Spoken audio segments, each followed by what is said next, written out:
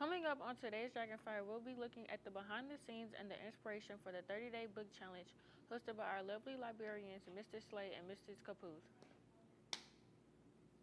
In addition, we'll look into the construction outside the high school and dive into how long it will take to finish and how it's affecting others in the surrounding area.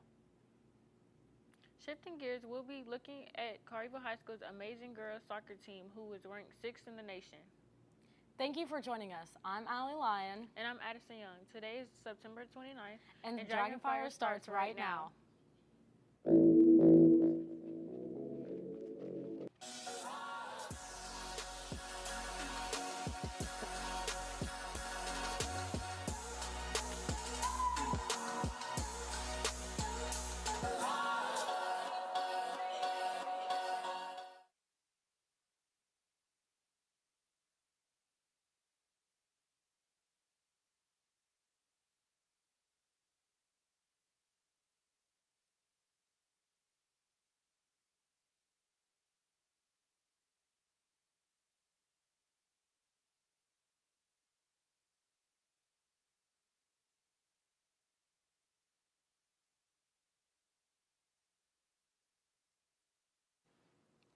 This year, our lovely librarians are hosting a challenge for all students at Collierville High School. Read 30 books by the first week of May and win awards. Dragon Media reporter Aiden has more to give us. Aiden? Now let's take a deeper look into the 30-day book challenge, diving into what you have to do to participate, the possible prizes, and the goal for our librarians with this challenge. My name's Ms. Slay. This is my 4th year as a librarian here. So the 30-day book challenge is an opportunity for anyone here at the school, faculty, staff, students, to read along with others, and you choose 30 books. It's your choice, and at the end we are offering a huge variety of prizes, including a Kindle. My name is Laura Caputh. This is my 2nd year. We've had some really positive feedback. I think some people enjoy the structure and the challenge of a book challenge. They like marking off those book choices as they go through, and we're trying to encourage everyone to read about 15 in the first semester and have about 15 for the second semester. I'm the one monitoring the challenge. It's been very gratifying to see the people who have started to participate. The challenge is to read 30 books by the first week of May. There's a wide variety of books to choose from. 13 of them are your own choice, and then we've spread the others out amongst all the genres that we have here in the library. We've had a lot of participation. I'm surprised, frankly, by how many students seem to be really leaning into it. It's a great collaboration between the library and students, and then we have faculty as well who are participating. The goal is just to increase reading. We really want to encourage reading for fun. The advice that I would give anybody that wants to participate in this is just start. Choose something that you think you would enjoy and just start reading. And if you don't know what you would like, think about what you like to watch on TV, and then choose something in that same genre that's a book. And I find that generally people will enjoy that book if they do that. What we want people to do is, as they finish each book, to log in, answer the questions about those books, and keep track of it. That is an important part of it, to read your book and then in a timely manner log in and give us the information. My favorite part is seeing students who before would say, I don't like to read, I never read, realize that they just hadn't found the right thing to read, and they actually do. If you don't hit 30 books, that's okay. If you only read 10, that's fine. Whatever you read is better than reading nothing. We're happy to be able to do it this year, and we've been really excited about the feedback. Readers and non-readers alike should consider joining the challenge. It's worth it. Back to Addison at the desk. The Collierville High School Draco Playhouse is working on another fantastic play, Me A Tenor. They recently just started rehearsal, and I can already tell it will be an amazing show with a hardworking cast. The show is about a lot of closed doors and identity theft. Both the cast and directors are passionate and precise about every little thing, and that is what makes a great show. When the play opens, you and your family should go see the well-put-together show, Me A Tenor. In a thrilling showdown under the Friday night lights, the Collierville Dragons faced off against the Bartlett Panthers in a highly anticipated football game. The game kicked off with intensity as both teams fought hard, but it was the Dragons' relentless offense that set the tone early on. To start the game, quarterback Kason Stanford threw a 24-yard pass to tight end Marshall Smith Jr. to score and begin the game 7-0. The Dragons continued to remain ahead for the remainder of the game. Despite a good effort from the Panthers, the Dragons held strong, showcasing teamwork and determination. Collierville took it 38-20 as the final whistle blew. Go Dragons! On another note, let's take a look at the construction going on outside at Collierville High School and what the people affected think about it. Around my normal route.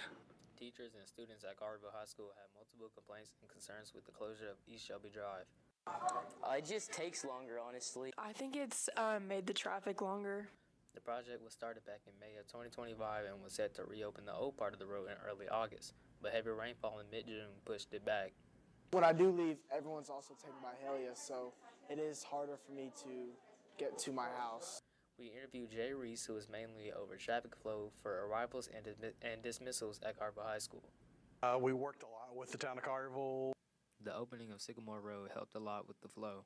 Especially since the town adjusted the light cycle, so in the afternoons and the mornings the light cycle runs longer for Sycamore, so especially if you live on the east side of town, instead of going Shelby Drive to Byhalia, you can cut down to Sycamore to 72 and go that way. Concerns with buses were also a factor. I don't think it's affected them too much. We don't have a lot of routes that have to run down Shelby Drive. Parents and students were able to catch on quickly to the changes. But for the most part, I think people, especially at the beginning, they understood, hey, this is going to be the way it is for a little while. Hopefully they'll open up Shelby Drive in December, but before that, and even now, I think people have just learned to adjust to it. The work includes the replacement of 2 bridges, drainage, upgraded water, sewage, and irrigation utilities, new street lighting, bike lanes, curbs, gutters, and sidewalks, along with the modernization of the traffic signal at Shelby Drive and Highway 72. The total cost is roughly $14.2 million. The project is set to be completed by the start of the 2027 to 2028 school year. The Collierville Girls Soccer team is 6th in the nation. Coach G shares what his and his team's opinion is about that national record. I'm really proud of it. I think it's great when you get any national recognition. I'm really pleased with where they're at. Record's great, performances have been good. I'd like to see a bit more consistency in our performances. But if you'd have told me we would be 6-0-1 at this point of the season a year ago, I would have been delighted. But I think if you asked any of the kids, they'd probably be in the same mindset as myself, where they would much rather be at 5. And if you ask them if we were at 5, what would they want? They'd want to be at 4. If you ask them at 4, they want to be at 3. So 6 is great. We were 4 last week, but we haven't played a game this week, so we've moved down. It's great. I'm proud of it, but you always just want a little bit more. A Collierville girls soccer team that's 6th in the nation still has goals. Goals are pretty much the same every year. The big goal is to win state. Stepping down from that, we want to win the region. We want to win the district. Big one is I would like to be undefeated against all other schools in Memphis. That's a big one.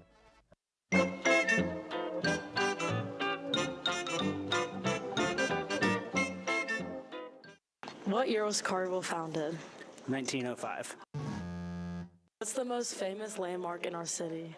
Probably the town square, Confederate Park. Which annual event is celebrated in Collierville? The Christmas tree lighting. What's the name of the local high school here in Collierville? Collierville High School. What's the river or body of water that runs through Collierville? Mississippi River. Do you know the official town motto or slogan? No. Like, oh, yeah. Everybody knows that. you just said no. No, but I did know it. Before, I was just giving you a chance to see if you knew it. Which park is most frequented by Collierville residents? Johnson Park. What war was Collierville a site for? What war? Like fighting people war? I don't know, the Battle of Bannockburn? I'm Allie. And I'm Addison. And tune in next time for What Does Collierville Think?